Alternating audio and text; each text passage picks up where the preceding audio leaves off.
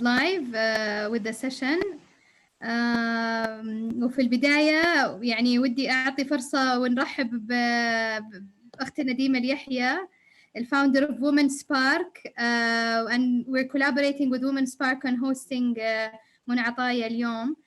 Women Spark is the let's say the Saudi Angel Women Investment Network. وديمة, the floor is yours. Thank you so much لطيفة, يعطيكم العافية جميعاً ومسيكم بالخير, وأشكر لطيفة وأندفر على هذه الفرصة. This great idea إن شاء الله أنكم بتشوفون منها أكثر وأكثر. هذه بداية سلسلة من الحلقات اللي فيها where we touch base على the women-led businesses as well as women investors at the same time. Just a small brief about Women Spark وش الطموحات اللي نأملها إن شاء الله. Women Spark بمختصر مفيد, it's a angel investors network, women angel investors network, focusing on stimulating and increasing the number of women investors in Saudi Arabia الآن في البداية, and which we provide education programs, mentorship programs, advisory programs للinvestors, للwomen investors, and we provide them and we bridge the gap between هذول investors, the women investors, and between the potential businesses, سواء كانت البزنسز men-led businesses or women-led businesses. but دائما احنا we encourage our portfolio companies to have at least a woman co-founder, or at least women in the C level, as you know. إنه تشكل نسبة المرأة المستثمرة worldwide في entrepreneurial ecosystem less than 3% عالميا, and also the investments that go to the women-led businesses are less than 2.2% globally, and I think there is a great potential in increasing that number. As one of the break room sessions we were talking about a business that is purely serving women, إلا إنه الfounders are not women. فكيف إنه الfounders will take the right decisions, will also sustain their growth without that voice of a woman, سواء كان an investor or سواء كان a co-founder. And therefore Women Spark is bridging that gap between the women investor and between the startups, and definitely the partnership with Endeavor is an amazing start, where we can open up that great platform of mentorship and know-how للwomen investors to learn more and to also amplify that knowledge and learning to other women. So thank you so much Latifa once again, and an honor being here and partnering, وإن شاء الله we'll continue هذه السلسلة going forward بإذن الله. Thank you so much. يعطيك العافية ديما. Thank you very much. يعني for those of you who don't know منى, يعني I'm a big fan, I have a personal story I want to share with you. في ولادتي في بنتي ليلى, جاتني ولادة مبكرا, وكانت لسه طويلة من الأشياء ما كنت جهزتها. فالمنقذ كان Mom's World. ولكم أن تتخيلوا أنه أثناء الولادة كنت فاتحة الجوال وأطلب كل شيء ناقصني, والحمد لله by the time رجعنا البيت كانت بدأت الدليفريز توصل. فيعني لكم أن تتخيلوا لما صارت لي الفرصة وقابلت منى face to face, يعني من أجمل الأيام. منى يعني is the CEO and the founder of Mom's World, which is now became the يعني هنقول go to brand for anything that has to do with mother and child in the entire GCC region. The brand has a reach for over 2.5 million mothers across the region. They host over 250,000 SKUs. Out of them, there are 4,700 that are exclusive to the platform. Mom's World delivers to over 20 countries across the world, and mashallah, with the Muna's leadership, they've raised around 5 rounds of capital, including one which was only women-led. Dima, that would be really interesting to you, I'm sure, in around 2014, and Muna, inshallah, will be sharing more about that. Mom's World, mashallah, has over 250 staff and has warehouses both in Dubai and Riyadh as well. With that, and I would like to welcome Muna. يعطيك العافية. الله يعافيك لطيفة. Assalamu alaikum. This was a wonderful introduction. Thank you very much. There's nothing better than hearing a consumer and a mother's positive testimonial which outshines everything. Thank you for Latifa and for Saudi Endeavor for hosting me today and for always being really at the forefront of hosting amazing conferences. I was at the Endeavor event, the ISP, a few months ago. It was a big bang event, as you would always have it here in Saudi. So thank you, and it's an honor to be here. يعطيك العافية منى. طبعا this is one of the things اللي we always aspire to have Endeavor entrepreneurs join, come at the other side of the table and join as panelists in the ISP. ومنى mashallah has been very active in giving her time, help us select high impact entrepreneurs, of which في الرياض where we chose around maybe 20 or 25 companies. منى, ممزر يعني it wasn't your first يعني ما كانت أول تجربة لك في عالم ريادة الأعمال. Tell us more of your story. How did you reach to start and decide to start Mom's World? Sure. So Bismillah ar-Rahman ar-Rahim. I've been an entrepreneur in the Middle East region now for many years. My first startup was Bait.com back in 2000. My background is in traditional FMCG brand building. I started my career in the US with Procter & Gamble, and then I moved to Europe with Johnson & Johnson. And then I left the corporate track to come back to the region, which is home for me. And my objective was to come back to the region that I love and that is home and create a positive impact with the knowledge that I had gained over the years. So I joined initially 3 entrepreneurs, and we started Bait at the time when internet penetration was less than 2%, when there was the internet bust, people were running away from the internet as opposed to coming to the internet. And really our vision was very simple. Our vision was to better connect job seekers and employers, to allow Arabs and non-Arabs to come back to the region and with information flows connect with the right employers. Bait became a profitable business from the first year, and 2 decades later, Bait is still going strong. It is still a kind of a force to reckon with in the employment world. While I was at Bait in 2011, I wrote a business plan. And this business plan was motivated by 2 factors that were happening. The first factor was I became a mother of 3 wonderful young boys. And as a consumer, as a mother consumer, I realized and experienced firsthand the many frustrations the mother consumers in this part of the world were facing. First, access to quality choice of products was very limited. Prices in now a very transparent world were evidently higher than other parts of the world.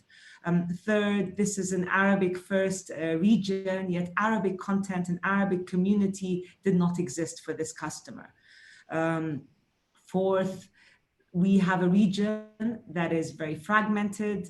It's proliferated in certain markets. So accessing the right product at the right time was difficult. So that's it from the consumer standpoint. The consumer simply did not feel that she was empowered with the right information and resources to make informed decisions for her family. On the other side, something was happening around the world.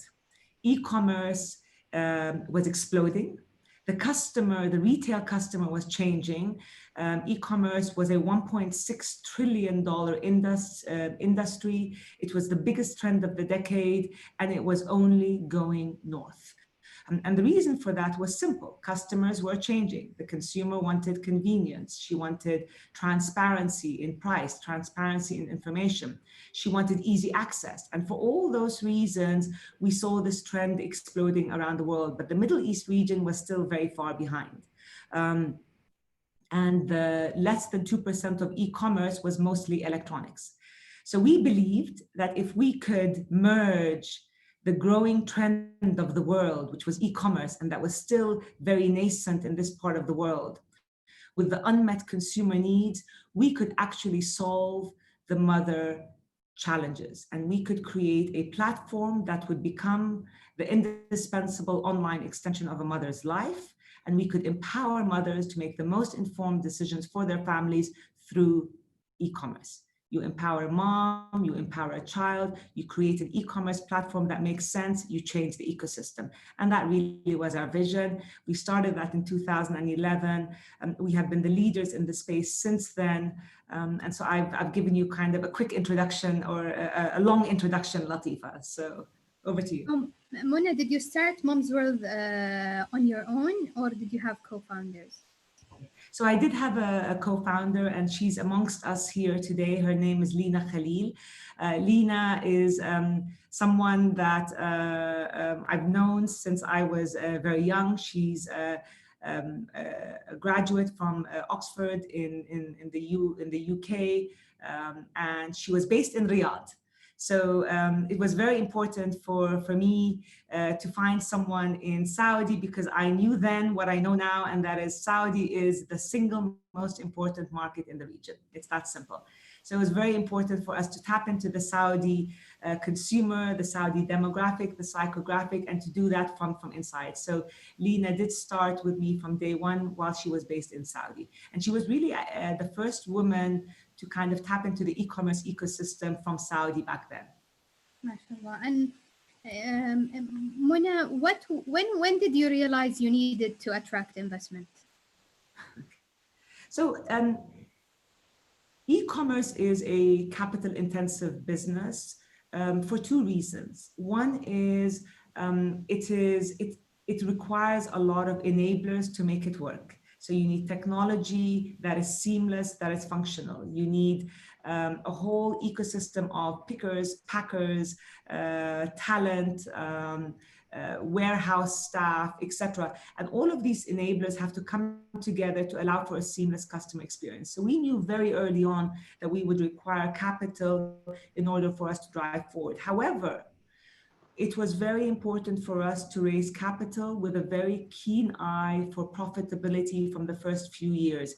E-commerce, as many of you know who are in e-commerce, know that growing the top line is easy, but growing profitably in e-commerce is difficult. So we wanted to make sure that we were building a business that was sustainable, that was scalable, that was profitable, and that had true intrinsic value for the region.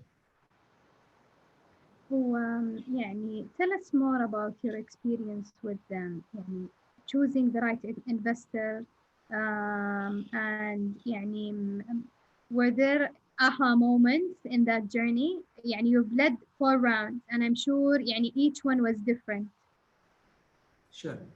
So our first round, our A round, was in January of 2012. So it was a few months after we launched. We went out there with a press release that we were raising capital. We had already launched the business. We incorporated the business in August of 2011, and we launched it in beta in October. So for all intents and purposes, launching an e-commerce business in a region that has an underdeveloped ecosystem is very difficult.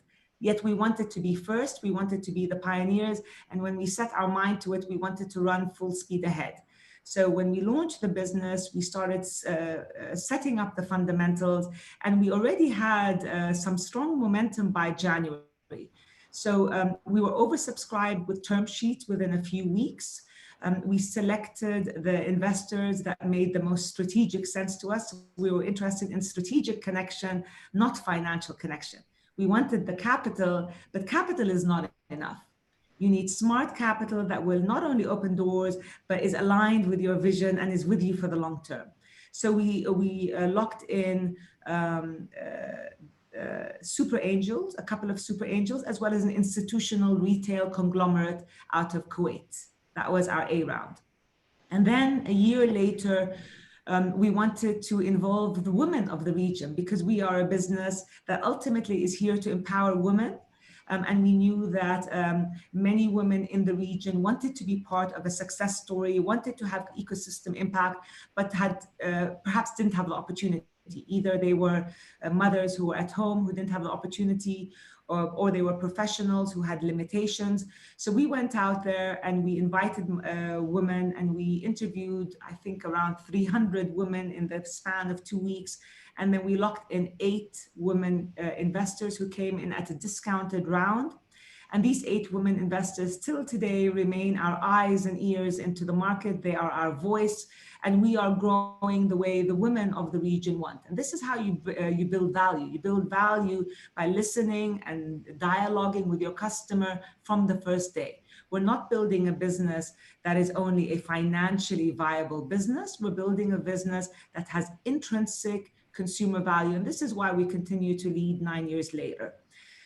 The next round was led by WAMDA. It was the B round. It was led by WAMDA with a lot of other solid regional investors, including GII, including Endeavor. Endeavor Catalyst came in as well. Precinct Capital. There's a range of very solid regional investors. And again, we wanted to get regional money. We didn't want to go for international money in the early days. Again, this is a regional success story, and we wanted to make sure that the region benefited from this success story. And that's it. And now we are raising our C round. This is our biggest, and we believe this will be our last round. And this is really a hyper growth round. This is a round that allows us, we are now GCC wide. We're expanding into the North Africa market, and we're just anchoring our different extensions and creating that 360 mother, baby, and child company for the region. Mona, يعني with these different rounds, how are you managing the relationship with your investors? يعني are they يعني suggesting products for you to sell يعني especially with the special group of women there, but as you're growing one round and to the other, how are you managing it? Sure. So look, investors at the end of the day want return for their investment, and they invest in a viable business proposition, and they invest in a team. So, and the smart investors know that if I'm investing in a team, I'm going to let that team run full speed ahead. And this is how we've also selected investors. We've made sure that investors are aligned with us strategically. So, how fast do we want to grow? What does our top line need to look like? What does our profitability need to look like? And you need to align on these. So your investors, you've made a commitment to your investors, and your commitment is a particular return. So just as we have a commitment to our customers, we also have commitments to our investors. And it's our job to manage both the customer as well as our investors. We have been very, very fortunate to date that we've had a fantastic pool of investors who have been extremely value added, who've opened doors for us, who have guided us when needed. And most importantly, they have let us run 1,000 miles an hour. That's who we are. That's our DNA. We're here building a business of impact. Again, you cited some of the numbers today. We have the largest communities of mothers under Mums World. We have over 2.5 million mothers under our umbrella. That makes us the largest pool of mothers in the Arab world under one umbrella. We have over 250,000 products under our umbrella, of which 25,000 are exclusive to Mums World. We have distribution rights to hundreds of brands. We've become that go-to destination for global brands who want to reach this very important customer. We have a community blog that connects mothers on not only e-commerce and product, but also on content and connection and growth. So, and we've been able to do that because the investors have given us the capital that would allow us to run, and we have had the desire and the ambition to continue to deliver on what we have promised. You mentioned the community, when I've seen that you've recently revamped the community, the Mums World community. Can you tell us more about that? Sure. And what are you aiming? Sure. So again, our vision is to become the indispensable online extension of a mother's life, to build the largest mother, baby, and child company in the Arab world. That's our vision. And that's to empower moms to make informed decisions. When a mother buys, she doesn't buy in a vacuum. She buys because of referrals from other mothers. She buys because of reviews. She buys because she's learned from an expert, her doctor, her nurse, etc.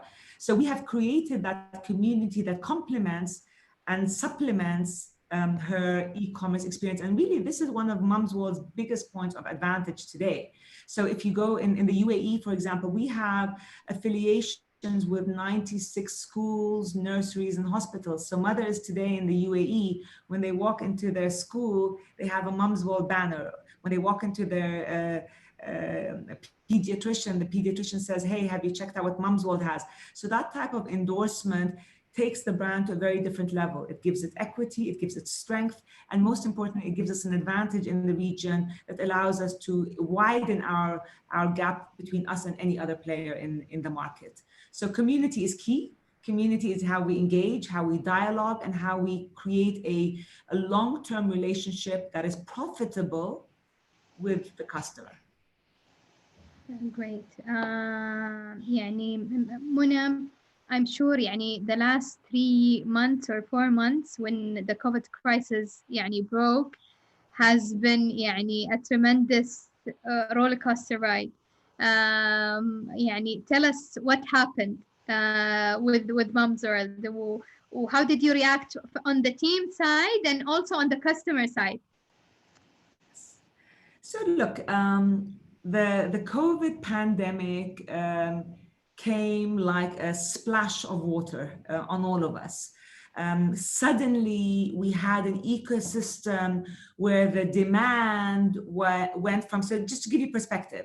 So before COVID, e-commerce represented around 4% of retail across the region, 4% of retail. Now, when the lockages happened and people stopped moving, what happens to that 4%? That 4% goes to 10, to 15, to 20. And at one point, the necessities and the essentials were only purchased through e-commerce. So the mother who needs her diapers is sitting at home because she can't leave the house. The pregnant mom who's expecting a baby can't go to the mall, so she buys online. So suddenly we went from 4% of retail being e-commerce to 100%. And remember, we are an essential business. We are a business that's selling to mothers many essential mandatories. So you have demand that suddenly went this way. So that's great. Now, in order for you to satisfy your demand, you need a supply chain that actually is robust and working. In normal days, if everything was normal, we would have struggled because you need more product, you need more inventory, you need more staff, you need more pickers, more packers, more drivers to cater to that in normal days. But these were not normal days. What happened with the COVID is suppliers shut down. So out of 4,700 suppliers in the region, about 30% of them within a 2-week period shut down. So suddenly you have no stocks. Then you have manufacturers. So we also deal with manufacturers. Suddenly manufacturers halted their manufacturing. Then last mile, I mean, I'm sure everybody in Saudi knows about the last mile situation we have. All the couriers, all of them, whether it's Aramex or DHL or Naqil, all of them were unable to move because of movement restrictions. So here you have this customer on one side ordering more than she's ever ordered before. And on the other side, you have a supply chain that has collapsed. So what do? And that was the struggle. So we really had to go into emergency mode. We had to say, we are now in emergency mode. We have to be very creative. We have to think out of the box, and we have to figure out how we're going to cater to that demand without collapsing. So what are some of the things that we did? One of the things that we did is we ramped up inventory. So we went to our suppliers in the UAE and we said, we want all your inventory, everything. So you guys can shut down, but before you shut down, we want everything that you have. So we moved from 166,000 square foot warehouse in the UAE, and we got 3 warehouses. We had our warehouse in Riyadh. Also, we doubled up on our warehouse in Riyadh, and we put more inventory so we can secure more inventory longer. That's the first thing we did. And the important thing is we are an asset-light business. So we've been here for 9 years, so suppliers know us. So that meant that we didn't have to buy the inventory. We kept it all on consignment. And the suppliers loved that because we were now selling their products without them doing anything, without risking them. So we didn't have to pay for it, but we kind of were the guardians of that inventory that we were selling. So that was one thing. But we did have out of stocks, to be clear. The second thing is last mile was the biggest challenge for us, because at the end of the day, we are dependent on Naqil, on Samsa, on Aramex, on DHL, on UK. We're dependent on all of them. And so what we did is we doubled up on our own last fleet in Jeddah. And we are now doubling up on our fleet in Riyadh. So while we will continue to work with partners, we will move more to internal fleet. In UAE, we moved completely to internal fleet. So most of our volume in the UAE is delivered within 24 hours, 12 to 24 hours with our own fleet. So once you become dependent on your supply chain, it's easier. And the other thing that we did is our staff. We took our staff and we said, we're shifting everybody's roles and responsibility now, and we're moving into emergency mode based on what the customer wants. So this is it kind of in a nutshell. We are now recovering from that. The good news is our numbers have never been better. So our revenue has never been better. Our profitability has never been better. And now we are in, just running as fast as we can with the learnings that we have taken. And one thing also for the Saudi customer who has suffered because of the delays, my biggest apology for her, and this is where our biggest pain was. Our biggest pain was the struggle and the suffering of the Saudi mother where we couldn't deliver her products. منى خلاص لازم تنقلون عندنا. Inshallah. You need to move. Yes. بإذن الله قريبا. يعني speaking of the challenge of scale versus the challenge of starting a business. يعني tell me more about your experience with scaling your team. Is there any lessons learned that you want to share with the aspiring entrepreneurs listening or tuning in? Or those who are scaling their business as we speak? So look, your biggest asset in an organization are your people. I mean, it's your people who are thinking, it's your people who are executing. A great business is a result of great minds executing with excellence. That's what it is. If you have someone super smart who can't execute with excellence, it's worthless. If you have someone who can execute with excellence but doesn't think how they execute, that's also worthless. So getting the right people on board is absolutely imperative. And in the early days of a startup, when you have limited capital, limited traction, and you're expecting people to work longer than they've ever worked and get paid probably less than anybody else would pay them, it's a difficult challenge. So you're really bringing on board people with a DNA of impact, of creating a difference, and people with an entrepreneurial mindset. And you don't always get it right. So in the early days, you will have turnover. You'll try to hire people for DNA. You might get it right once. You might get it right, you might get it wrong once. So it's trial and error. But the key learning for us is don't ever compromise great people, because that's what's going to make you succeed or not. As you grow as a business and you anchor your reputation, your growth, your strength, and your capital capabilities improve, attracting that kind of talent becomes much easier. But again, the long and short of it is we compromise everything, or we can compromise everything, but we would never compromise getting the best people on board. And alhamdulillah, now at Mom's World, I really fundamentally believe that we have among the best talent in the region, from the leadership all the way down, who are contributing to a regional impact story. Excellent. Mona, what are the different tools did you do to attract the kind of talent that you're looking for? So again, in the early days, it's your story. You're out there pitching your story.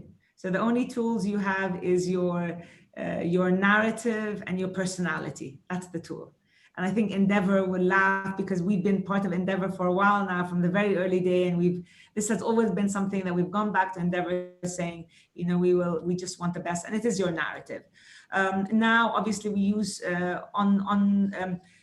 online sites like Bait, for example. So because we are growing so fast, we are sometimes proactively hiring and sometimes reactively hiring. So for example, during this pandemic, we needed to double up on our customer care frontliners, and we needed to do that overnight. So we use services like Bait to really ramp up on our customer care agents. Now, one of the things though is, in this world of digital and in this world of efficiencies, using partners, third-party partners, becomes something that's also very important for you to keep your costs down. So you don't need to have everything in-house. You don't need to have your customer care all in-house. You don't need to have all your data in-house. What you need to do is you need to tap into the different expert services out there that can scale up and down when you need that. يعني speaking of scale and what you own and what you don't, يعني I know يعني previously you just mentioned the challenges in the region, especially here in Saudi with the last mile delivery, and for you taking the decision that you're gonna own it. How do you see that growing يعني in the next few years, and how do you think, where is the opportunity, what is the challenges for in the region in that?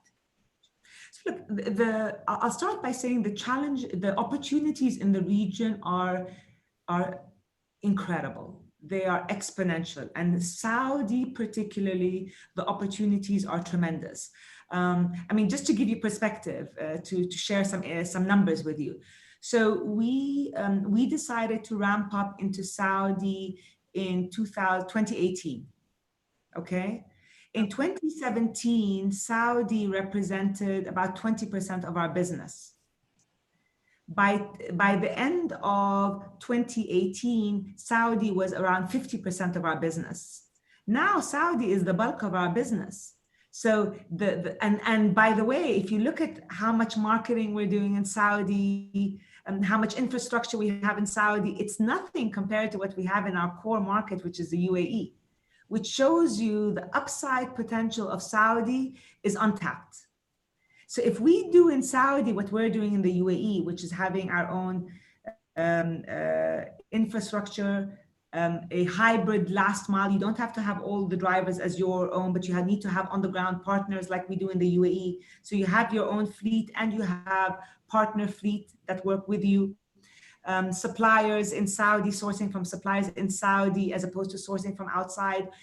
If we're able to mobilize all of that, the potential for Saudi is exponential, and we've already started. Like I mentioned, the Saudi warehouse was set up this year, the fleet was set up this year, and we continue to grow that. Excellent. And Mona, how do you, يعني back to, I want to go back to back to the investment story and the challenges scaling in terms of how, يعني what advice do you have around governance, managing your يعني your internally and also your investors in terms of governance throughout your scaling journey?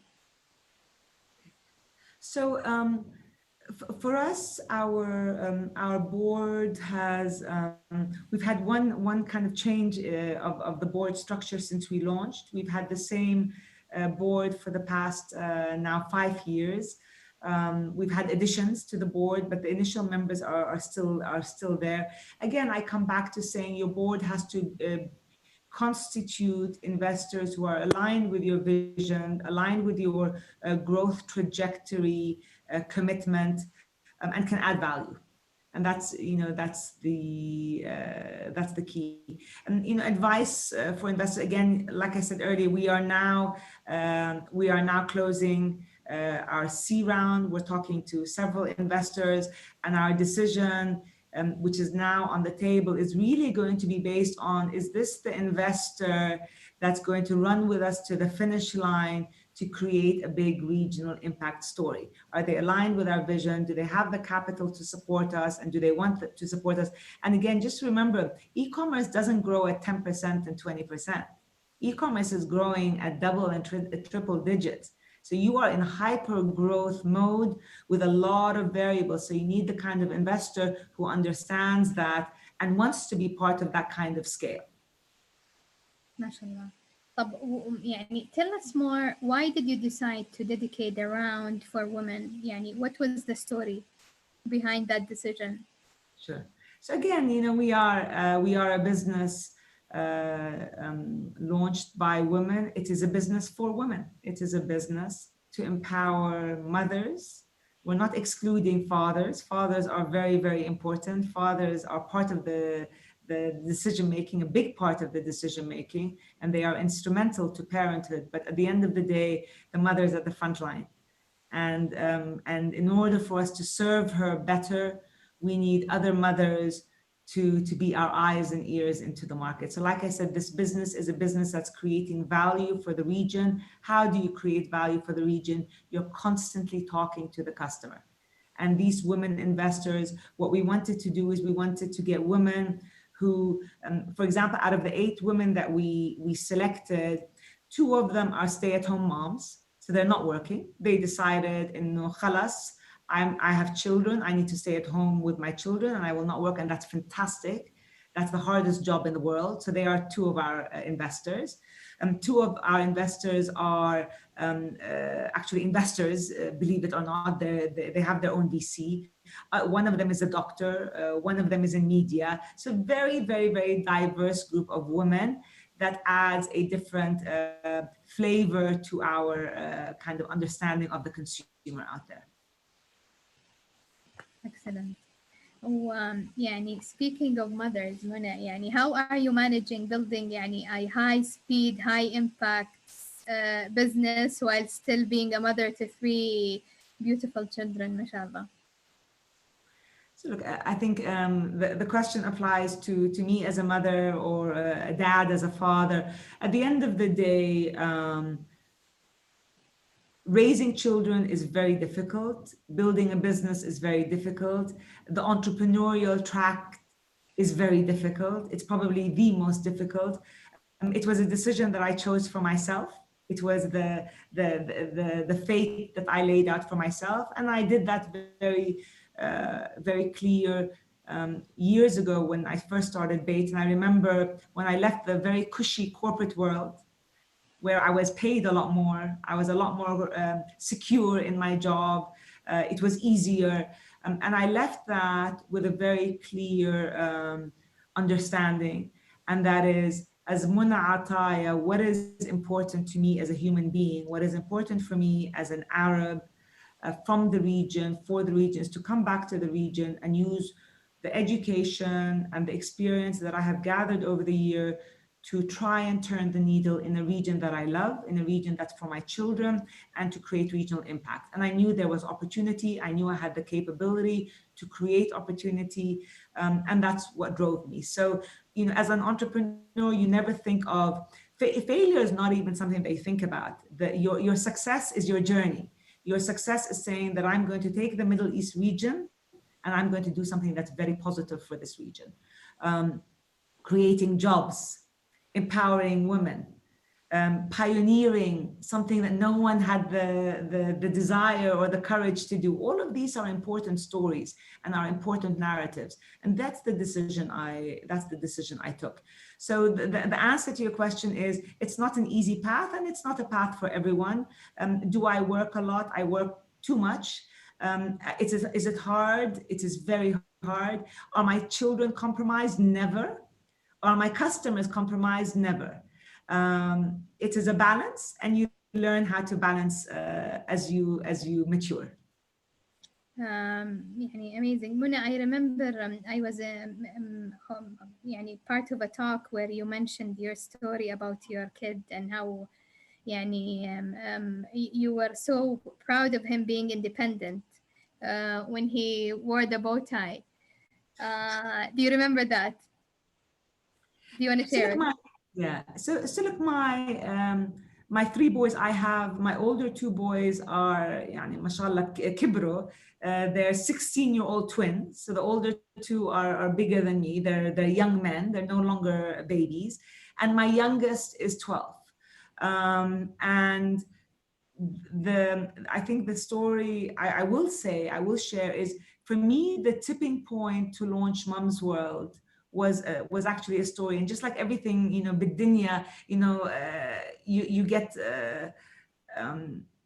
you get pieces of the puzzles coming together to tell you to go either left or right. But Anna, when I had written the business plan for Mum's World, which I believed very passionately about and which I as a mother needed to happen, I remember taking the business plan and putting it on the desk of Rabia, my partner at Bait.com, and telling him, this is a very important business idea that someone has to launch. You will pioneer e-commerce vertical in the region. You will do it with a customer that's so important, and you will fill a need gap that's absolutely essential for the region. This is going to be the next winning story. So I put it on the desk of Rabia and I said, you need to find yourself an execution team, a leadership team to do this. But at the time, I had not in my mind that I was going to be that one to do it. And this was again, 2 weeks before I made the decision. And the reason I didn't think I would do it is because I simply didn't have the bandwidth. I was already a co-founder of a business. I was already working. I was raising 3 children. I was very actively involved in the community. I was overextended as it was. And I remember Rabia telling me, if you launch this business, I will invest in it seed capital, but you should launch it.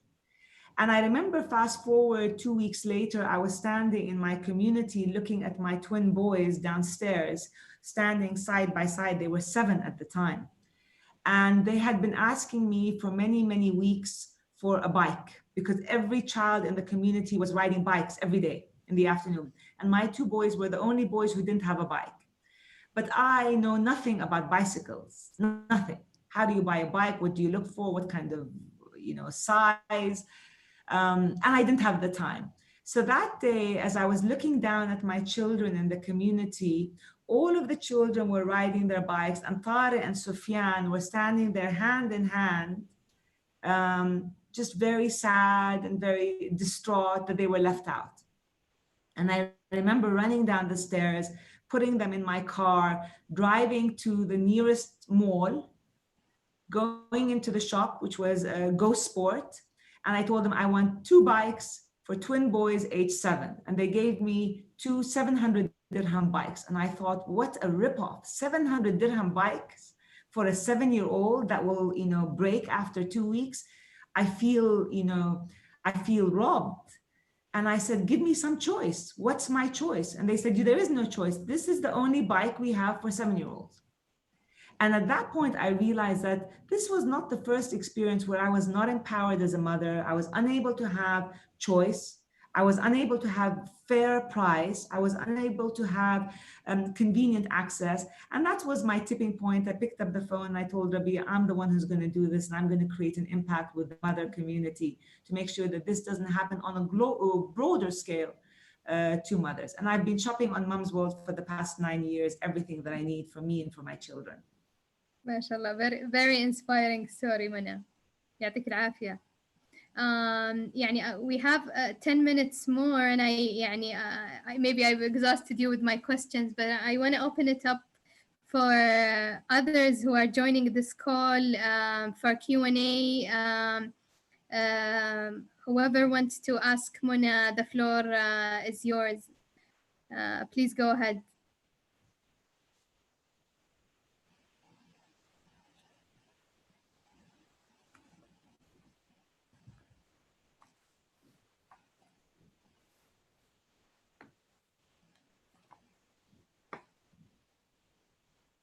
طبعا على ما I mean if على ما أحد خلينا نقول يرفع يده. I also wanna ask Mona, did you have any advice for people coming into the investment world from the perspective of an entrepreneur? What would you give? So for an actual for a VC who's looking at startups? Yes, or as angels as well. So angels can come with a lot of value. I mean, the first round we went with a couple of super angels who contributed to our growth story. So they were invaluable. And the reason super angels can be valuable is because they're there in the trenches. They're there living with the customers. They're looking at a business not only from the traditional VC eyes, but more from I think from an entrepreneurial eyes. So we've been very fortunate with our angels who have invested in Mom's World, in that we feel that their partnership doesn't have the same time of I think boundaries that we have with perhaps the VCs. Okay. But there's a lot, by the way. So again, when we launched Mom's World, there was only a handful of either super angel or PE and VC that was interested in e-commerce. At the time, e-commerce was the big taboo. Nobody wanted to touch e-commerce. I remember most of the investors we spoke with back then said e-commerce is a fad, it's going to go away, or e-commerce is too capital intensive, it's not worth it in the long term, it will never be profitable. We heard it all. And we even had suppliers who used to tell us, oh, no one's going to buy baby products online. That's crazy. The reality is, these are the same people now that were showing, listen, guys, we've been doubling and tripling our top line every single year. Our unit economics are better than the retailers out there right now. The customer acquisition and retention and lifetime value is unlike anything you see. Your ability to keep your customer for long term is much stronger than retail. So the fundamentals of e-commerce are actually where the future is.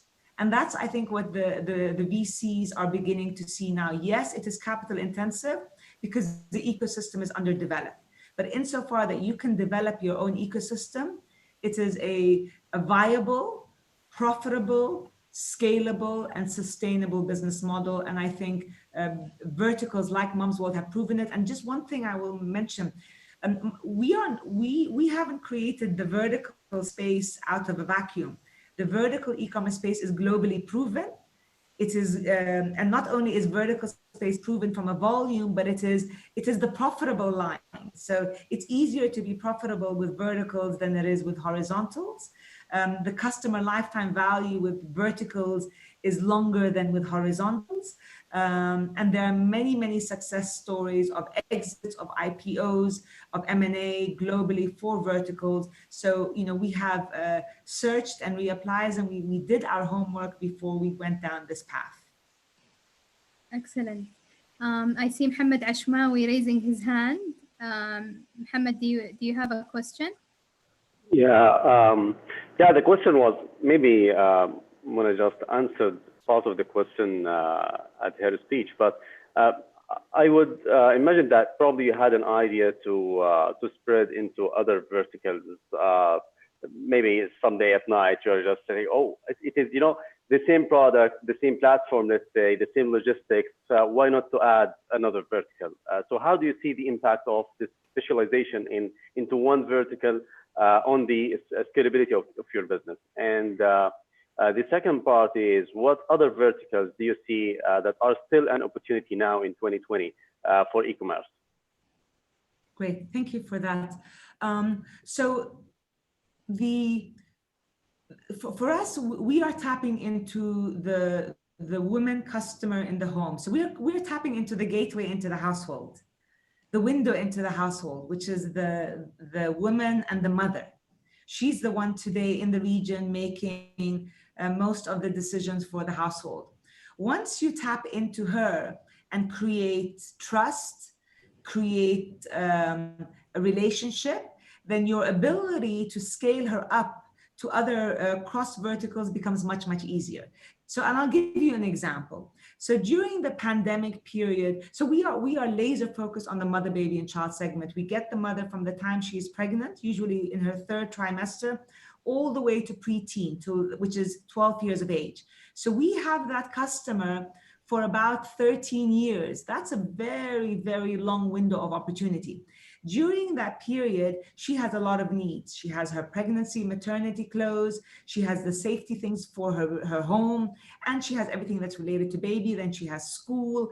So there's a lot of sideline extensions from school to home safety, to maternity, to healthcare. All of that fits within your umbrella of really childcare.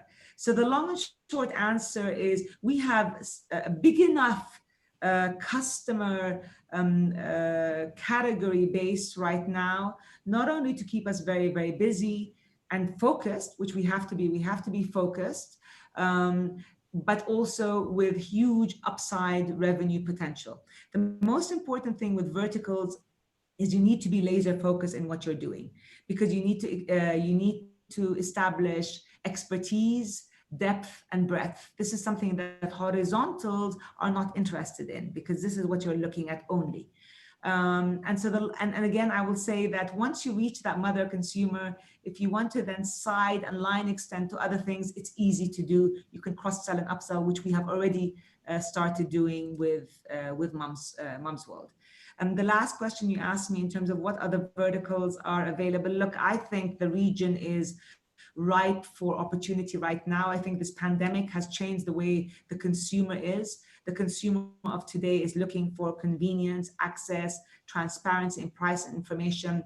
And the brand that's able to deliver this with excellence, faster and better across any vertical will be the brand that wins. Thank you so much. Thank you. Excellent. Muna, we have a few questions coming in the chat. What are the tips you would give startups when raising funds in terms of equality? Tips for raising in terms of equality? What do you mean by in terms of equality? Also, from your experience with women investors, why should we encourage more women to invest? Okay. Why should we encourage more women to invest? Look, women represent 50% of the population and 50% of the consumer base. You cannot exclude 50% of the consumer base and 50% of the population from anything, from either investing or being entrepreneurs. Women make very solid entrepreneurs and they make very solid investors. To be very honest, Latifa, we have in Moms World, our staff is 50-50. Our leaders are 50-50. We hire based on skills. The investors we get are the investors that are aligned with our vision. We very rarely look at gender. If people look at us as gender, we are blind to that. We don't see it. We go in there with a viable proposition. We prove what we have with our numbers, with what we do, with our legacy. And that's what differentiates us from anybody else. There is now no longer the divide between male and female. It's now really about what can you build that is excellent, that is pioneering, that is unique, and that most importantly is going to make us proud in the Middle East region, saying that this is a homegrown business built by the region for the region. That's all that matters, really, in my perspective. I've never felt differentiated against. If an investor says no to me, and I've had thousands, not thousands, hundreds of investors say no. I've had hundreds of partners, say go away. I don't say it's because I'm a woman. I say I need to go do my homework better. I need to get my numbers better. I need to improve. That's the way I think. Excellent. Love that. So one last question before we wrap up. I know we're running out of time. Do you think e-commerce spike during COVID will go down after the crisis? That's a question. Yes, go ahead. But I'm glad whoever asked that answer. That's a great question. So look, like I said earlier, we were 4% of e-commerce. So 9 years ago, when we started talking to suppliers and retailers and everybody else about e-commerce, we told everybody, we said e-commerce is going nowhere but north. It's changing the ecosystem. It's going to change the customer's behavior. And they kicked us out of the room. They said, go away. This is a fad. No one's going to buy online. And look at the world now. We have graveyards of retailers who are now unable to go online because their DNA is different. It's different to build an e-commerce supply chain than a brick and mortar supply chain. It's different. And that's why we see brick and mortar conglomerates around the world struggling. So the answer to your question is it will not go back to 4% and it will not go to the 100% that it got to. It's going to find a middle ground. And we're already seeing it. So our numbers, just to give you perspective, we are spending about a seventh of our marketing budget now for double the revenue we were getting pre-COVID. And we have normalized. Dubai is open, Kuwait is open, Saudi movement has lifted. So movements have lifted, and yet we're seeing numbers that are growing, and acquisition costs are significantly below what they've ever been. So the answer is it's only going up. MashaAllah. Excellent. بالتوفيق بإذن الله. So with this, I want to thank you, Mona, for giving us of your valuable time. I'm sure you're very busy. I want to also thank all of those who attended this virtual Majlis. Inshallah, we get a chance to see you guys all in person sometimes in the near future. ومنى إن شاء الله الحمد لله we were able to host you في فبراير before everything locked down. Inshallah, we will be able to see you soon in Saudi. Thank you, Latifah. Thank you, Endeavor. All your team. Thank you, inshallah. Islam. Thank you very much, everybody. Thank you, everyone. يعطيكم العافية. I want to also thank Endeavor UAE for helping us set this up. ونادين شكرا. Thank you, Latifah. one last thank you for وعد القلعي, our marketing hero, for setting up المجلس. ما شاء الله, great job وعد. يعطيكم العافية جميعا وشكرا لطيفة. يلا. Good night. مع السلامة. شكرا جميعا. مع السلامة.